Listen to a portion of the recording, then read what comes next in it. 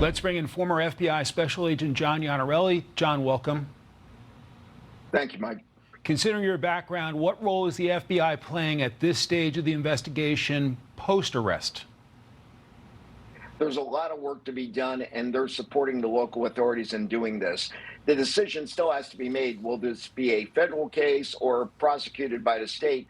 And Utah has some very strong laws in this area, including the death penalty. Nevertheless, the FBI has resources, something that most municipalities and state police don't have. The laboratory will be looking at all evidence that's collected.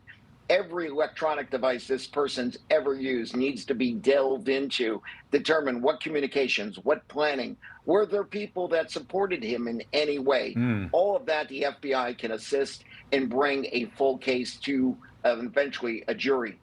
Let's show folks at home the evidence that the governor laid out at the briefing yesterday, that they have Discord messages to the roommate about retrieving a rifle from a drop point, engraving bullets, engravings on those showcasing surveillance footage matching the suspect's clothing, surveillance footage of suspect arriving in gray Dodge Challenger.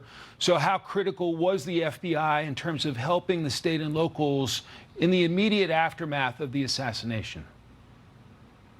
It was instrumental. When you look at the video alone, that is video surveillance that was enhanced. We had close-up photographs of where we can actually see the subject's face, making it apparent to everyone this person would have been identified very quickly by others as well as the family.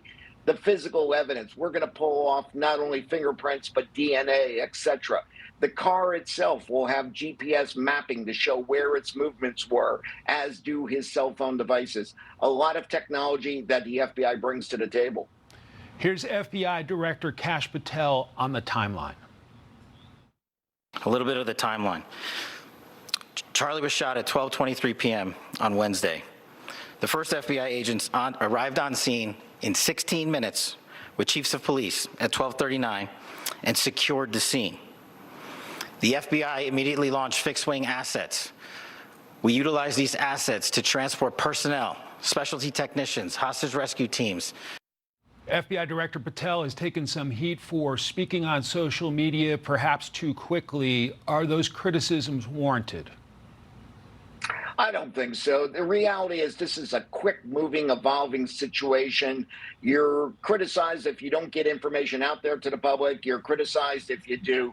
But the important thing is public perception or anything else aside, the FBI is there to support the locals and bring this killer to justice. What are your concerns about securing future events, John? That's going to be a problem. When we look at these large events that are outdoors, you have to look at what are the threats, not what do you have to defend against the threats. Here we had this large venue, sight lines like we saw in Buckler where a shooter can be far away. All of that has to be taken into consideration. And sadly, many of these events will have to be moved indoors so people can pass through magnetometers. John Iannarelli, thank you for your time and your analysis today. Thank you, Mike.